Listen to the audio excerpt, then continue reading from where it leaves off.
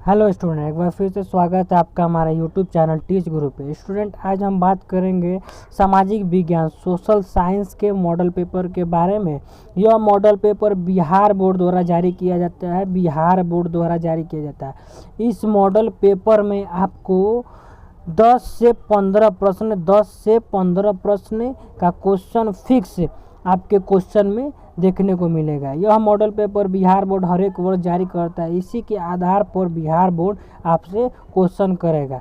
Student, video शुरू करने से पहले हम आपको ये बता दें कि इस मॉडल पेपर में आपसे 80 ऑब्जेक्टिव क्वेश्चन पूछे जाएंगे, जिसमें से आपको केवल 40 ऑब्जेक्टिव क्वेश्चन का जवाब देना होगा। स्टूडेंट, कितने ऑब्जेक्टिव क्वेश्चन का जवाब देना होगा आपको? 40 ऑब्जेक्टिव क्वेश्चन। तो चलिए स्टूडेंट, दिशा निर्देश को यहीं पे छोड़ते हैं। आपको बस इतना जानना है कि हमको 40 ऑब्जेक्टिव क्वेश्चन का जवाब देना है 80 ऑब्जेक्टिव में से। तो चलिए स्टूडेंट, बिना देर के वीडियो को शुरू करते हैं। वीडियो में लास्ट तक बने रहिएगा, यह वीडियो आपके लिए बहुत ही फ़ायदेमंद साबित होने वाला है। चलिए स्टूडेंट, तो शुरू करते हैं। क्वेश्चन नंबर 1 हमसे पूछ रहा है, इनमें से कौन जैविक संसाधन नहीं है? इनमें से कौन जैविक संसाधन नहीं है? तो जो हमारा मिट्टी पहला का राइट आंसर हो जाएगा ऑप्शन नंबर बी। मिट्टी हमारा जैविक संसाधन नहीं है। स्टूडेंट, आपको ये बता दें कि यह क्वेश्चन हमारा ज्योग्राफी के बुक से किया गया है। चलिए स्टूडेंट, आगे बढ़ते हैं क्वेश्चन नंबर 2 की ओर। स्टूडेंट, वीडियो में आगे बढ़ने से पहले यह बता दें कि इस ऑब्जेक्टिव में आपसे हिस्ट्री, ज्योग्राफी, फिर से इकोनॉमिक्स और सिविक्स चारों बुक से आपसे क्वेश्चन पूछा जाएगा 10-15 नंबर का, जो कि आपको ध्यानपूर्वक वीडियो देखना है। आप ध्यानपूर्वक वीडियो देखेंगे तो आपका मेरा दावा है कि 90% तक ऑब्जेक्टिव का टेंशन क्लियर हो जाएगा। तो चलिए स्टूडेंट, बढ़ते हैं अगले नंबर क्वेश्चन की ओर। अगला नंबर क्वेश्चन 2 है, जो हमसे कह रहा है, भारत सरकार की वन नीति के अनुसार कम से कम कितना प्रतिशत भूभाग वनाच्छिद रहना चाहिए? तो इसका राइट आंसर हो जाएगा 33% भूभाग जो होना चाहिए वनाच्छिद रहना चाहिए। तो दूसरा का राइट आंसर हो जाएगा ऑप्शन नंबर बी, हमारा राइट आंसर हो जाएगा। चलिए स्टूडेंट, आगे बढ़ते हैं क्वेश्चन नंबर 3 की ओर। क्वेश्चन नंबर 3 हमसे पूछ रहा है, महानदी का कौन सा बांध बना? महानदी पर हमारा हीराकुंड बांध बना है। तो तीसरा का राइट आंसर हो जाएगा ऑप्शन नंबर सी, हीराकुंड बांध बना है। चलिए स्टूडेंट, आगे बढ़ते हैं क्वेश्चन नंबर 4 की। क्वेश्चन नंबर 4 पूछ रहा है, टैक्सोल क्या है? तो टैक्सोल जो है हमारे कैंसर रोधी, जो कि कैंसर में उपयोग किया जाता है, कैंसर रोधी दवा है। तो चौथा का राइट आंसर हो जाएगा option number B.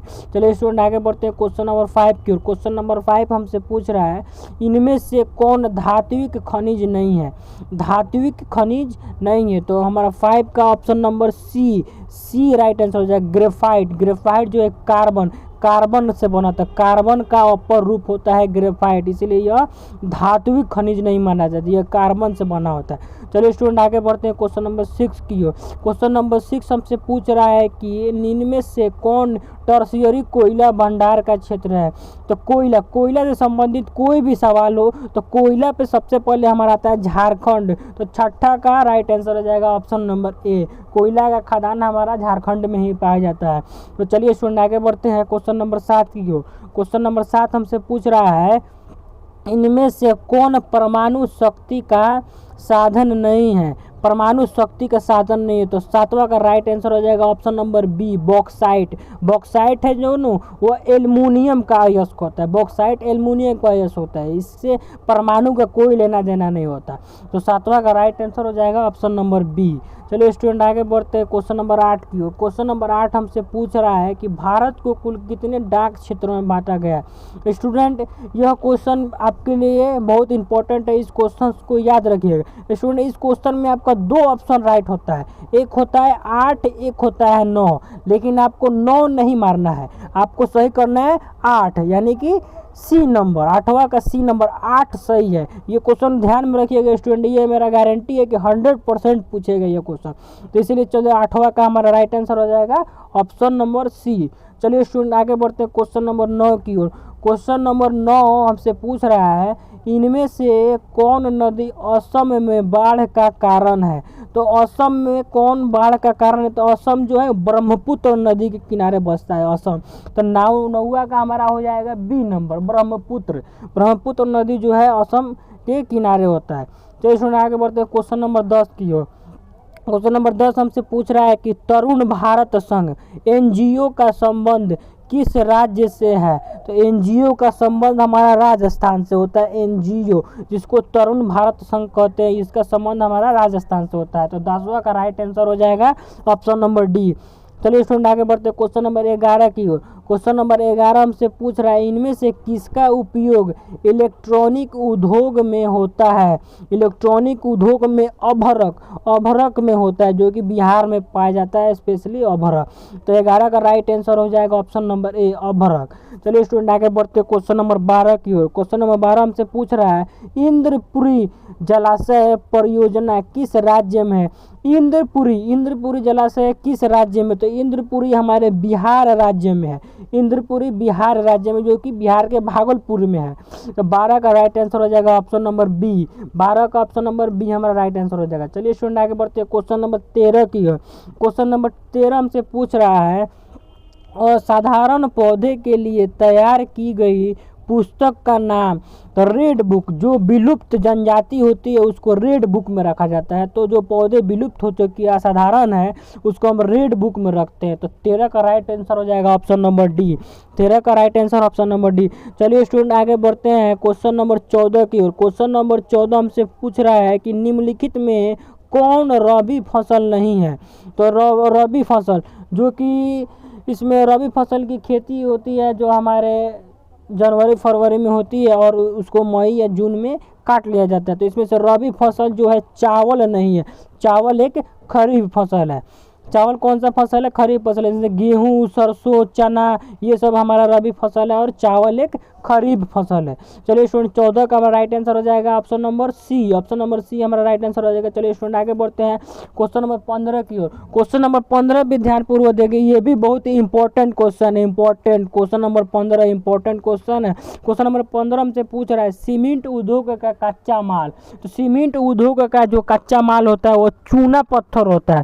Question number 15 ये बहुत ही इंपॉर्टेंट क्वेश्चन है। 15 का राइट आंसर हो जाएगा हमारा ए।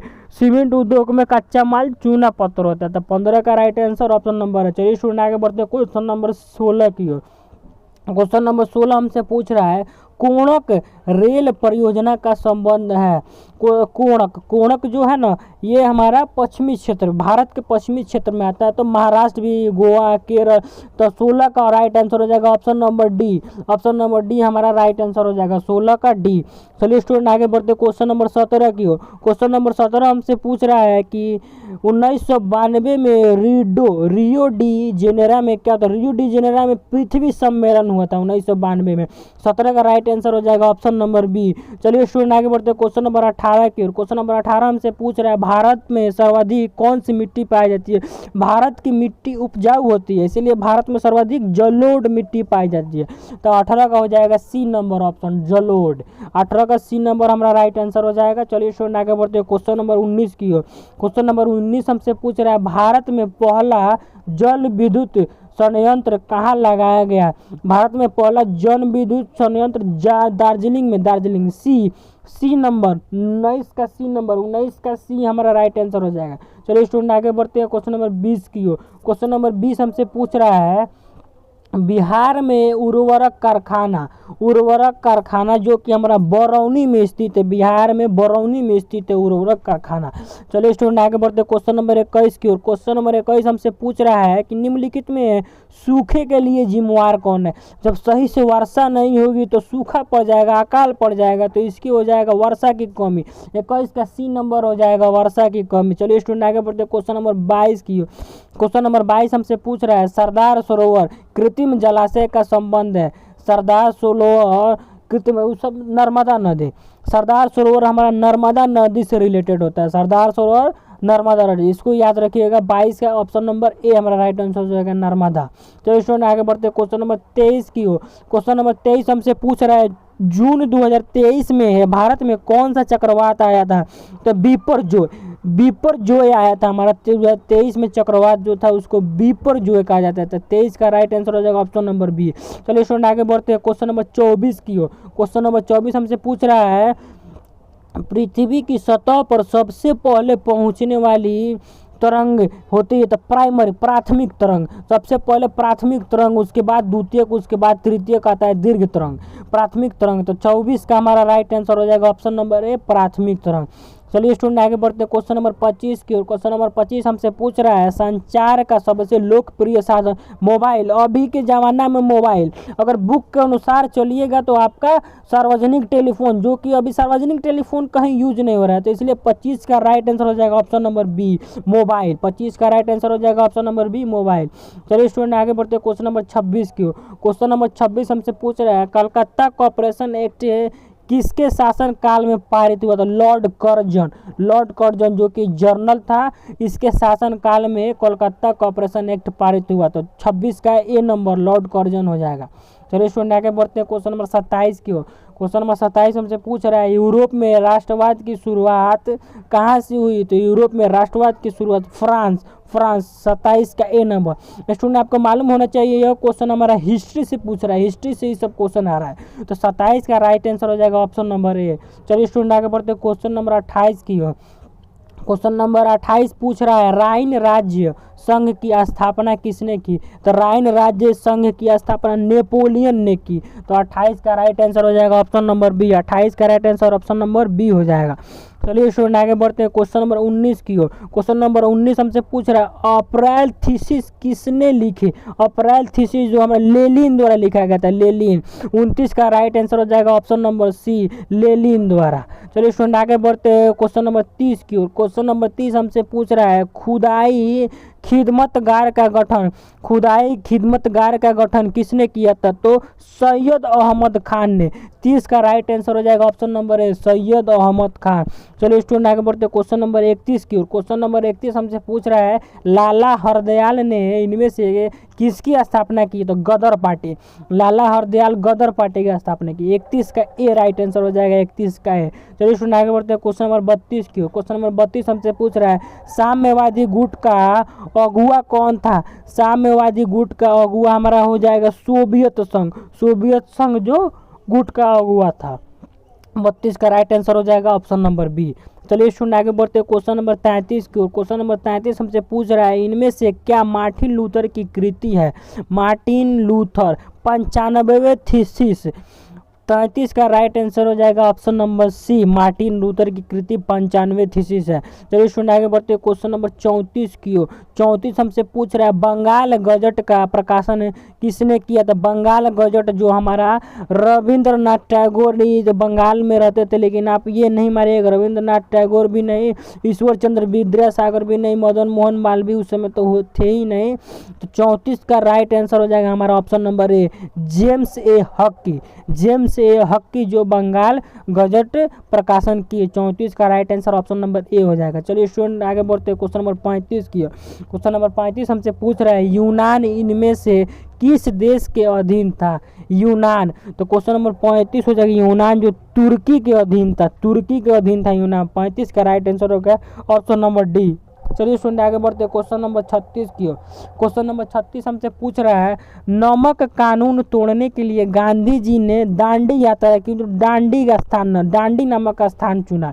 तो 36 का राइट आंसर हो जाएगा ऑप्शन नंबर सी। चलिए स्टूडेंट आगे बढ़ते हैं क्वेश्चन नंबर 37 की ओर। क्वेश्चन नंबर 37 हमसे पूछ रहा है समाजवादियों का बाइबल किसे कहा जाता है? समाजवादियों का बाइबल दास कैपिटल को कहा जाता है, जो कि लेनिन ने लिखा था। लेनिन दास कैपिटल था वो लेनिन ने लिखा था। तो 37 का राइट आंसर हो जाएगा ऑप्शन नंबर ए। चलिए स्टूडेंट आगे बढ़ते क्वेश्चन नंबर 38 की ओर। क्वेश्चन नंबर 38 हमसे पूछ रहा है एक स्वतंत्र राष्ट्र के रूप में सिंगापुर का उदय कब हुआ? 1965 में। तो 38 का राइट आंसर हो जाएगा ऑप्शन नंबर बी 1965। चलिए स्टूडेंट आगे बढ़ते क्वेश्चन नंबर 39 की ओर। क्वेश्चन नंबर 39 हमसे पूछ रहा है वियना कांग्रेस में कौन राष्ट्र सम्मिलित नहीं था? तो वियना कांग्रेस में हमारा जर्मनी जो था अलग था, इसीलिए जर्मनी से प्रथम विश्व युद्ध किया गया। तो 39 का राइट आंसर हो जाएगा ऑप्शन नंबर बी।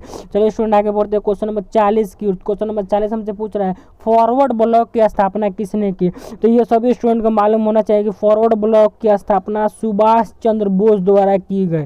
तो 40 का राइट आंसर हो जाएगा option number B Subhash Chandra Bose. चलिए स्टूडेंट आगे बढ़ते क्वेश्चन नंबर 41 की ओर। क्वेश्चन नंबर 41 हमसे पूछ रहा है बम्बई राज्य का विभाजन कर किन दो राज्यों तो महाराष्ट्र और गुजरात का स्थापना हुआ, गठन हुआ। महाराष्ट्र और गुजरात बम्बई के विभाजन से बना है। तो 41 का राइट आंसर हो जाएगा ऑप्शन नंबर बी। चलिए स्टूडेंट आगे बढ़ते क्वेश्चन नंबर 42 की ओर। क्वेश्चन नंबर 42 हमसे पूछ रहा है कि बिहार में कुल कितने नगर निगम स्थापित किए गए हैं। तो बिहार में 19 नगर निगम है, 19 नगर निगम, जो कि अभी के डाटा के अनुसार है 19 नगर निगम। तो 42 का राइट आंसर हो जाएगा ऑप्शन नंबर बी। चलिए स्टूडेंट आगे बढ़ते हैं क्वेश्चन नंबर 43 की। क्वेश्चन नंबर 43 हमसे पूछ रहा है राज्य पुनर्गठन आयोग की स्थापना। तो राज्य पुनर्गठन आयोग की स्थापना 1953 में हुई थी। 43 का राइट आंसर हो जाएगा option number C. Option number C हमारा राइट आंसर हो जाएगा। चलिए स्टूडेंट आगे बढ़ते क्वेश्चन नंबर 44 की। क्वेश्चन नंबर 44 हमसे पूछ रहा है चुनाव आचार संहिता का निर्माण कौन करता है। तो चुनाव आयोग करता है। चुनाव आयोग जो कराता है ना वही आचार संहिता लागू करता है। क्वेश्चन नंबर 44 का राइट आंसर होगा ऑप्शन नंबर बी। स्टूडेंट आपको मालूम होना चाहिए यह सब क्वेश्चन सिविक्स से पूछा गया है, सिविक्स के बुक से पूछा जा रहा है। तो 44 का राइट आंसर हो जाएगा हमारा ऑप्शन नंबर ए। चलिए स्टूडेंट आगे बढ़ते क्वेश्चन नंबर 45 की हो। क्वेश्चन नंबर 45 हमसे पूछ रहा है बिहार में पंचायती राज संस्थाएं हैं। पंचायती राज संस्थाएं 3 स्तरीय है। बिहार में पंचायती राज संस्थाएं 3 स्तरीय। तो 45 का राइट आंसर हो जाएगा ऑप्शन नंबर सी। चलिए स्टूडेंट आगे बढ़ते क्वेश्चन नंबर 46 की ओर। क्वेश्चन नंबर 46 हमसे पूछ रहा है आंग सान सू किस देश के नागरिक थे। तो आंग सान सू हमारे म्यांमार के नागरिक थे। तो 46 का राइट आंसर हो जाएगा ऑप्शन नंबर ए म्यांमार। चलिए स्टूडेंट आगे बढ़ते क्वेश्चन नंबर 47 की ओर। क्वेश्चन नंबर 47 हमसे पूछ रहा है चिली की प्रथम महिला राष्ट्रपति कौन थी। तो चिली की प्रथम महिला राष्ट्रपति मिशेल बाचलेट थी, मिशेल बाचलेट। तो 47 का राइट आंसर हो जाएगा ऑप्शन नंबर डी मिशेल बाचलेट। चलिए स्टूडेंट आगे बढ़ते क्वेश्चन नंबर 48 की ओर। क्वेश्चन नंबर 48 हमसे पूछ रहा है इनमें से किस पर लोकतंत्र का भविष्य निर्भर करता है। लोकतंत्र का भविष्य निष्पक्ष, जो बिना किसी पक्ष के चुनाव और निष्पक्ष चुनाव पर लोकतंत्र का भविष्य निर्भर करता है। तो 48 का राइट आंसर हो जाएगा ऑप्शन नंबर बी हमारा राइट हो जाएगा। चलिए स्टूडेंट आगे बढ़ते क्वेश्चन नंबर 49 की हो। क्वेश्चन नंबर 49 हमसे पूछ रहा है कि लोकसभा में चुने गए सदस्यों मतलब लोकसभा में 543 सदस्य होते हैं। 49 का राइट आंसर हो जाएगा ऑप्शन नंबर बी 543। चलिए स्टूडेंट आगे बढ़ते क्वेश्चन नंबर 50 की हो। क्वेश्चन नंबर 50 हमसे पूछ रहा है कि इनमें से कहाँ प्रत्यक्ष लोकतंत्र जो कि स्विट्जरलैंड में। तो 50 का राइट आंसर हो जाएगा ऑप्शन नंबर ए स्विट्जरलैंड।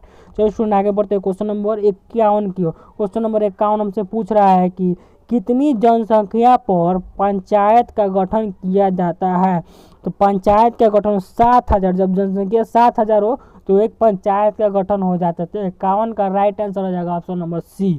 चलिए स्टूडेंट आगे बढ़ते हैं क्वेश्चन नंबर 52 की ओर। क्वेश्चन नंबर 52 हमसे पूछ रहा है 1975 के आपातकाल की घोषणा भारतीय राष्ट्रीय कांग्रेस ने की। इसमें इंदिरा गांधी हमारे प्राइम मिनिस्टर थी 1975 में। तो 52 का राइट आंसर हो जाएगा ऑप्शन नंबर बी। चलिए स्टूडेंट आगे बढ़ते क्वेश्चन नंबर 53 की ओर।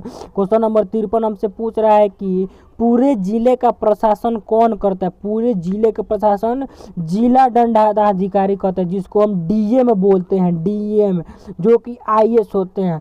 तो 53 का राइट आंसर हो जाएगा ऑप्शन नंबर सी। चलिए स्टूडेंट आगे बढ़ते हैं क्वेश्चन नंबर 54 की ओर। क्वेश्चन नंबर 54 हमसे पूछ रहा है नेपाल में लोकतंत्र वापसी के लिए कब आंदोलन हुआ। तो लोकतंत्र वापसी के लिए 2006 में आंदोलन किया गया। 54 का राइट आंसर हो जाएगा ऑप्शन नंबर सी 2006। चलिए स्टूडेंट आगे बढ़ते क्वेश्चन नंबर 55 की। क्वेश्चन नंबर 55 हमसे बोल रहा है कि जल आपूर्ति के निजीकरण के विरुद्ध कहाँ संघर्ष हुआ। तो जल आपूर्ति के निजीकरण के विरुद्ध बोलीविया में हुआ, बोलीविया। 55 का राइट आंसर हो जाएगा ऑप्शन नंबर बी बोलीविया। चलिए स्टूडेंट आगे बढ़ते क्वेश्चन नंबर 56 की। क्वेश्चन नंबर 56 पूछ रहा है विंग एवं टोरी नामक राजनीतिक दलों का संबंध किस देश से है। तो विंग और टोरी देखने से लगता है ये सब इंग्लिश यानी कि ब्रिटेन से है। तो 56 का राइट आंसर हो जाएगा ऑप्शन नंबर डी ब्रिटेन। 56 का डी हो जाएगा। चलिए स्टूडेंट आगे बढ़ते हैं क्वेश्चन नंबर 57 की ओर। क्वेश्चन नंबर 57 हमसे पूछ रहा है इंग्लैंड में महिलाओं को वोट का अधिकार कब प्राप्त हुआ? तो इंग्लैंड में महिलाओं को वोट का अधिकार 1918 में प्राप्त हुआ। तो 57 का राइट आंसर हो जाएगा ऑप्शन नंबर बी 1918। चलिए स्टूडेंट आगे बढ़ते क्वेश्चन नंबर 58 की ओर। क्वेश्चन नंबर 58 हमसे पूछ रहा है इनमें से क्या संघात्मक शासन व्यवस्था की विशेषता है? तो संघात्मक शासन व्यवस्था जो है उसमें से हमारा ऑप्शन नंबर डी दोहरी सरकार भी हो सकता है, संविधान भी हो सकता है, स्वतंत्र न्यायपालिका होते। तो ऑप्शन नंबर डी 58 का ऑप्शन नंबर डी हमारा राइट आंसर हो जाएगा। चलिए स्टूडेंट आगे बढ़ते क्वेश्चन नंबर 59 की हो। क्वेश्चन नंबर 59 हमसे पूछ रहा है पटना नगर निगम में कितने वार्ड हैं? तो पटना नगर निगम में 75 वार्ड है, 75 वार्ड। 59 का राइट आंसर हो जाएगा ऑप्शन नंबर डी 75। चलिए स्टूडेंट आगे बढ़ते हैं क्वेश्चन नंबर 60 की। क्वेश्चन नंबर 60 हमसे पूछ रहा है भारतीय जनता पार्टी की स्थापना किनकी अध्यक्षता में हुई? तो भारतीय जनता पार्टी के अटल बिहारी वाजपेयी, अटल बिहारी वाजपेयी जो थे वो हमारे भारतीय राष्ट्रीय जनता के जो कि भाजपा के रूप में थे। तो 60 का राइट आंसर हो जाएगा ऑप्शन नंबर ए अटल बिहारी वाजपेयी। चलिए सुना आगे बढ़ते क्वेश्चन नंबर 61 की हो। क्वेश्चन नंबर 61 हमसे पूछ रहा है राष्ट्रीय विकास परिषद का गठन। तो राष्ट्रीय विकास परिषद का गठन 1952 में हुआ। तो 61 का राइट आंसर हो जाएगा ऑप्शन नंबर बी 1952। चलिए स्टूडेंट आगे बढ़ते क्वेश्चन नंबर 62 की हो। क्वेश्चन नंबर 62 हमसे पूछ रहा है कि भारत में राष्ट्रीय आय की गणना किन संस्था द्वारा किया जाता है? तो राष्ट्रीय आय की गणना हमारा केंद्रीय सांख्यिकी संस्था द्वारा किया जाता है। केंद्रीय सांख्यिकी संगठन द्वारा भारतीय राष्ट्रीय आय की गणना की जाती है। 62 का सी हमारा राइट आंसर हो जाएगा। चलिए स्टूडेंट आगे बढ़ते हैं क्वेश्चन नंबर 63 की।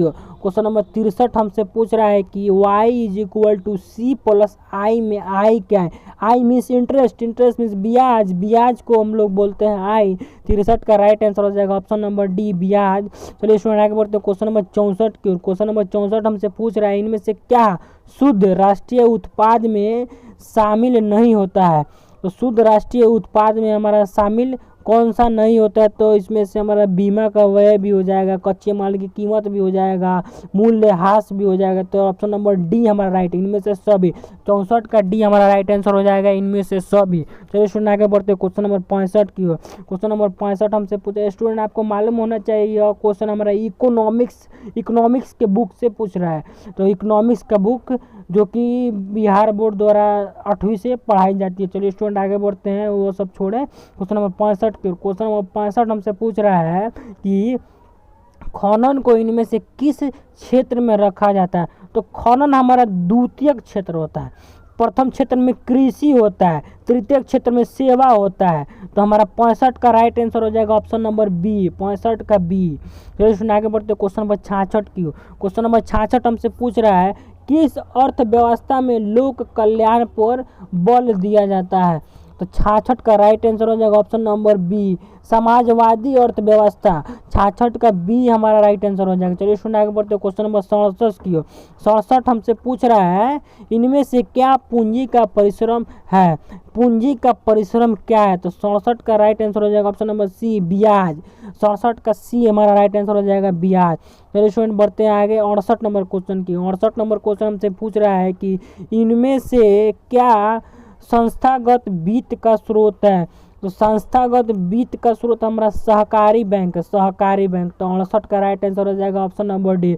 स्टूडेंट क्वेश्चन में आगे बढ़ने से पहले सभी स्टूडेंट वीडियो को लाइक करें, लाइक एवं चैनल को सब्सक्राइब करें। यह चैनल आपका बिहार बोर्ड एग्जामिनेशन में बहुत मदद करने वाला है। यह चैनल, इस चैनल को शेयर करें अपने दोस्तों में कि अधिक से अधिक लोगों को मैट्रिक में अच्छा से अच्छा नंबर आ सके। चलिए स्टूडेंट तो फिर आगे बढ़ते क्वेश्चन नंबर 69 की। क्वेश्चन नंबर 69 हमसे पूछ रहा है भारतीय पूंजी बाजार किस प्रकार का वित्तीय संसाधन प्रदान करता है? तो भारतीय पूंजी बाजार जो हमको अल्पकालीन मतलब कम समय के लिए जो ब्याज देता है। तो 69 का राइट आंसर हो जाएगा हमारा ऑप्शन नंबर ए। 69 का राइट ऑप्शन नंबर ए हो जाएगा।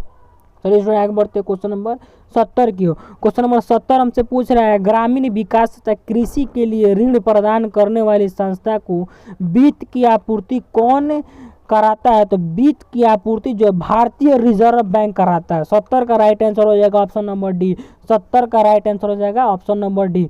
चलिए स्टूडेंट आगे बढ़ते क्वेश्चन नंबर 71 की। क्वेश्चन नंबर 71 हमसे पूछ रहा है कि भारत में सहकारिता आंदोलन कब प्रारंभ हुआ। तो सहकारिता आंदोलन 1904 में प्रारंभ हुआ। 21 का राइट आंसर हो जाएगा option number B. 71 sorry student 71 का राइट आंसर हो जाएगा ऑप्शन नंबर बी। चलिए स्टूडेंट आगे बढ़ते हैं क्वेश्चन नंबर 72 की। क्वेश्चन नंबर 72 हमसे पूछ रहा है कि विकसित देशों के कार्यबल का अधिकांश हिस्सा किस क्षेत्र में कार्यरत होता है। तो विकसित देश होते हैं जो उसका सेवा क्षेत्र अधिक होता है विकसित।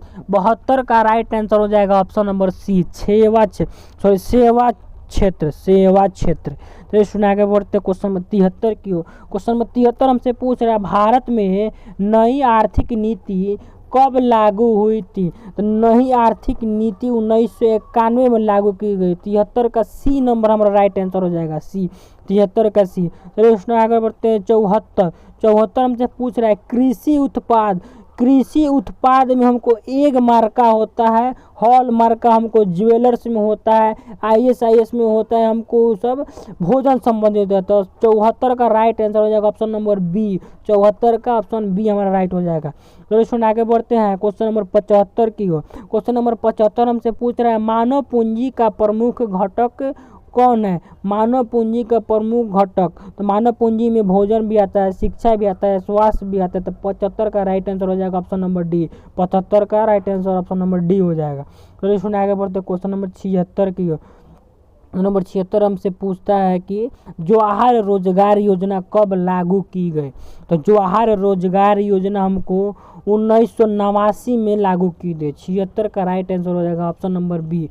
76 का राइट ऑप्शन नंबर बी हो जाएगा। चलो स्टूडेंट आगे बढ़ते क्वेश्चन नंबर 77 क्यों। क्वेश्चन नंबर 77 हमसे पूछ रहा है HDI मानव विकास सूचकांक कब शुरू की गई। मानव विकास सूचकांक हमारा हो जाएगा 1990। 77 का राइट आंसर हो जाएगा ऑप्शन नंबर बी 1990। चलिए सुना आगे बढ़ते क्वेश्चन नंबर 78 की ओर। क्वेश्चन नंबर 78 हमसे पूछ रहा है कि प्राथमिक क्षेत्र की क्रिया नहीं है। प्राथमिक क्षेत्र की क्रिया नहीं है तो विनी निर्माण 78 का राइट आंसर हो जाएगा ऑप्शन नंबर सी। चलिए स्टूडेंट आगे बढ़ते क्वेश्चन नंबर 79 की। क्वेश्चन नंबर 79 हमसे पूछ रहा है इनमें से क्या आवश्यकताओं के दोहरे सहयोग की समस्या को हल करता है। तो मुद्रा तो 79 का राइट आंसर हो जाएगा ऑप्शन नंबर सी मुद्रा। तो स्टूडेंट आगे बढ़ते हैं लास्ट क्वेश्चन की। लास्ट क्वेश्चन हमसे पूछ रहा है कि इनमें से कौन व्यापारिक बैंक नहीं है। तो व्यापारिक बैंक नहीं है भारतीय रिजर्व बैंक। तो 80 का राइट आंसर हो जाएगा option number C. Student video में लास्ट तक बने रहने के लिए धन्यवाद। स्टूडेंट अगर किसी को भी यह ऑब्जेक्टिव प्रश्न चाहिए तो हमारा लिंक डिस्क्रिप्शन में है, जाकर उससे डाउनलोड कर सकते हैं। चलिए स्टूडेंट वीडियो देखने के लिए धन्यवाद। Thank you student.